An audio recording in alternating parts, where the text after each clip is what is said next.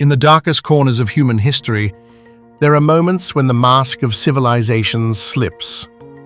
When it falls away, it reveals the raw, beating heart of power underneath. The Peloponnesian War, a cataclysmic struggle that tore the ancient Greek world apart from 431 to 404 BCE, was not just a clash of spears and wooden ships. It was a profound psychological tragedy. It was the story of an empire consuming itself. It was the suicide of a democracy.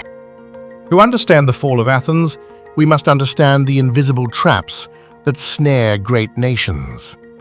The ancient historian Thucydides diagnosed the root cause of this war with chilling precision.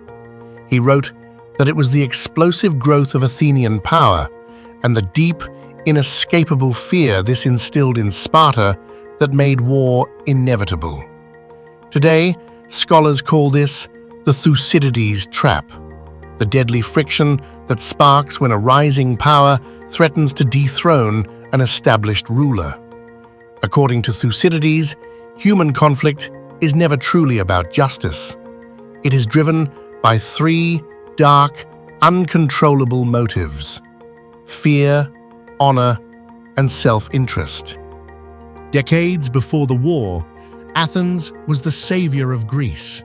When the massive Persian Empire invaded, the Athenians made the unthinkable choice to abandon their physical city, take to their ships, and fight from the sea. In the fires of that victory, a new national character was forged. It was defined by what the Greeks called tolma, a restless, explosive, and often irrational daring. This daring severed them from traditional caution. Athens transformed the Delian League, which began as a voluntary alliance of city-states, into a tyrannical empire. They moved the League's treasury to Athens and extorted tribute from over 250 cities.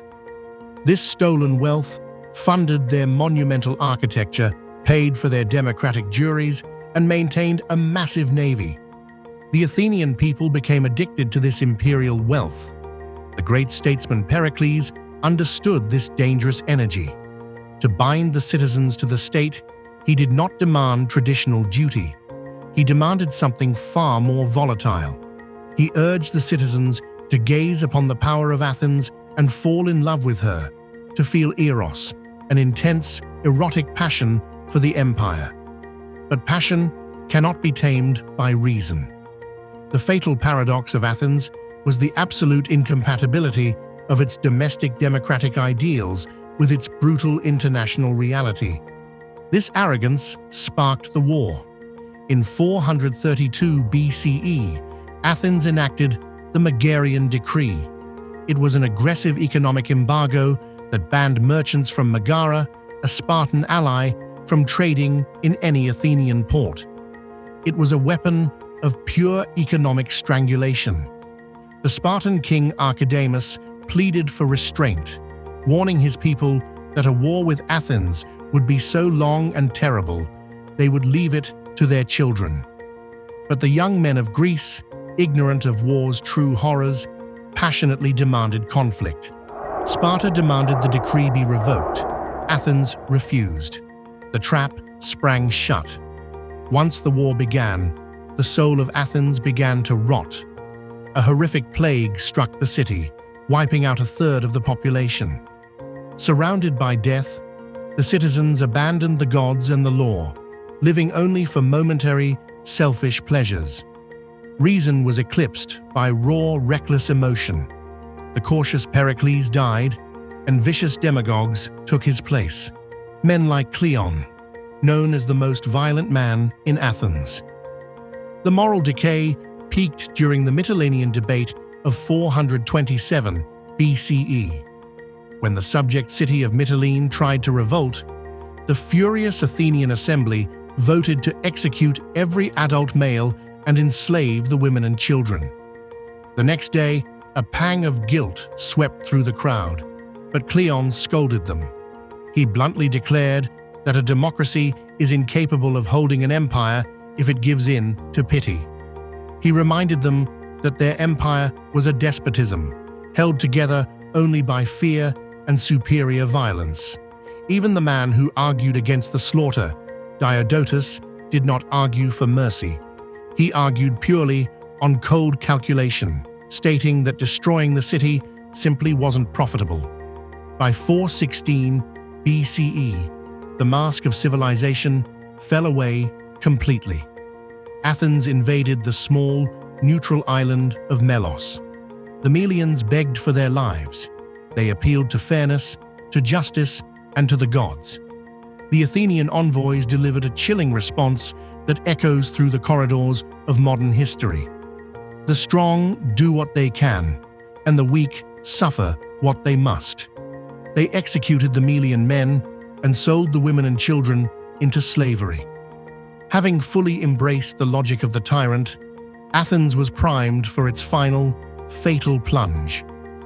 In 415 BCE, the democracy made a decision that would seal its doom: the Sicilian expedition. Gripped by an insatiable, endless greed for more, and blinded by a delusional hope devoid of logic, the Athenian assembly voted to launch a massive, unprovoked invasion of Syracuse, a wealthy city in Sicily.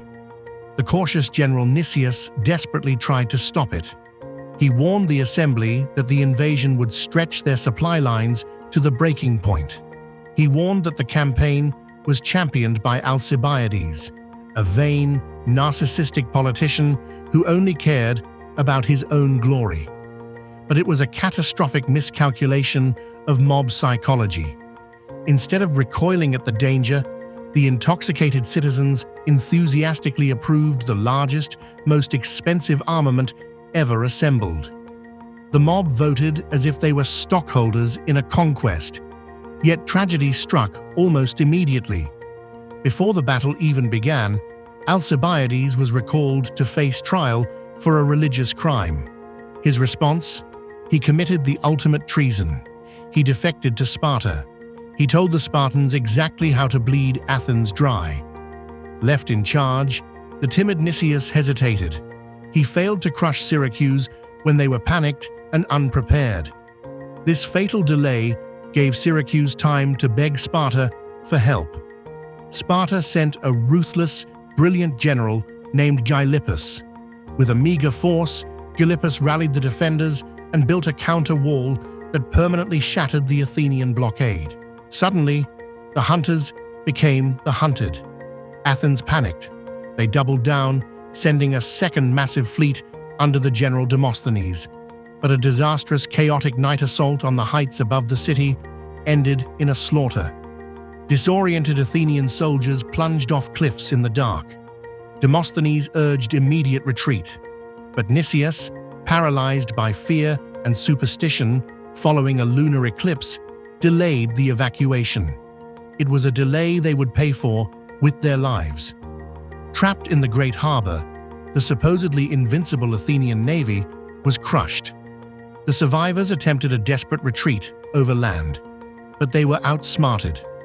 During a drunken festival celebrating their victory, the Syracusans sent false informants to trick the Athenians into waiting, giving the enemy time to block the roads. Harried, starved, and driven mad by thirst, the remnants of the grand Athenian army were finally trapped at a river. As soldiers trampled each other just to drink the muddy, blood-stained water, they were systematically massacred. The generals were executed.